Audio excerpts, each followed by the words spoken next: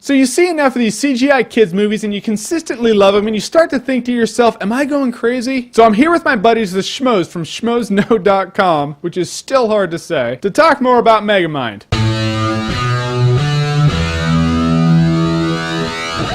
And I'll tell you what, I love this movie, and it seems to be, look, I guarantee you that if you go back and look at all the animation, it really seems that we love animation and we never talk any crap about it. We love them all. We're idiot. We know we try to, especially this time of the year, we try to talk about Oscar movies, these highfalutin, heart-wrenching dramas, and then a cartoon comes over, we're like, ah. It's like putting a carrot in front of a rabbit.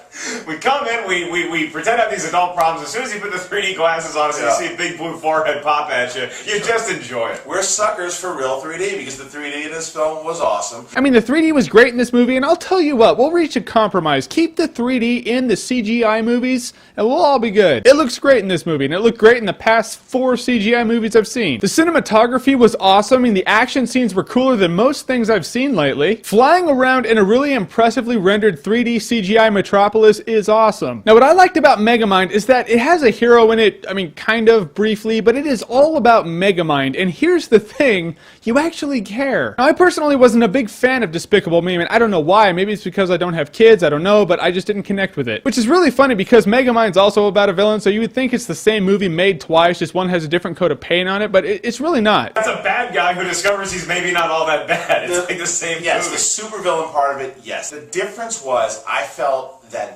Megamind, you actually felt in the beginning, you saw more of him being bad. You saw more of how much of a super villain he was. You really got that in it. I also cared about Megamind more. I don't know if maybe, and you know how I hate kids, but maybe because they showed him as a baby, maybe I started to feel it humanized him a little bit, as much as you can humanize a blue alien from outer space. As much as I hate saying this, you are exactly right. Because it's all about how you unfold a story. I like how Megamind was told, and I cared about Megamind more than I cared about the penguin and Uncle Fester's love child in Despicable Me. Or maybe my heart just grew 3 sizes this weekend, I don't know. I mean, it shows Megamind as a kid in elementary school, and he's that kid that nobody likes. He's picked last in all the sports, which is ultimately most of us in elementary school. I mean, there's the popular kids, like the top 1 or 2%, and then there's the rest, and Megamind appeals to the rest. It's really true. In the beginning of the film, they set up why he is this way, and he was the last to get picked at kickball.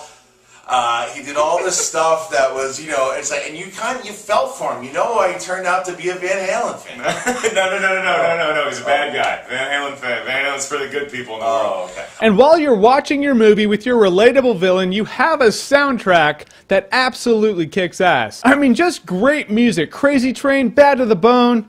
They even bust out some MJ. There's some great music. The soundtrack is fantastic in this movie. Yeah, there is some kick-ass rock and roll in this movie. If you like your aliens blue and your heroes big-chinned and your music kick-ass rock, you got AC/DC. You got some other special surprises in there. It is a fun roller coaster ride movie, and again, it's made for it's a cartoon and it's made for beer drinking adults like us. Brad Pitt is in the movie as Metro Man. I mean, ever so briefly, but let's face it, the guy has superhero voice. He's the perfect choice. Let's talk about Brad Pitt as Metro Man. Now, is there a better voice to cast as a superhero than that of Brad Pitt, world-famous actor, action star, hooks up with Angelina Jolie when he wants to? In fact, I don't even think he knew he was being recorded for an animation. I think they just bugged his house, and they recorded his voice as he was randomly talking in his bathroom mirror. There was only one person I thought that probably could have had a bit of better Metro Man, because he's kind of like that movie star kind of superhero, and I thought Clooney would have been great. But if you think about it, Brad Pitt kind of sounds like Clooney now. I think Brad Pitt did a George Clooney impression for this movie, but he did a very good one, so congratulations. All that time you famous people spend hanging out in Italy filming Ocean's 19 movies has paid off. And I like that the movie addresses that if the villain wins,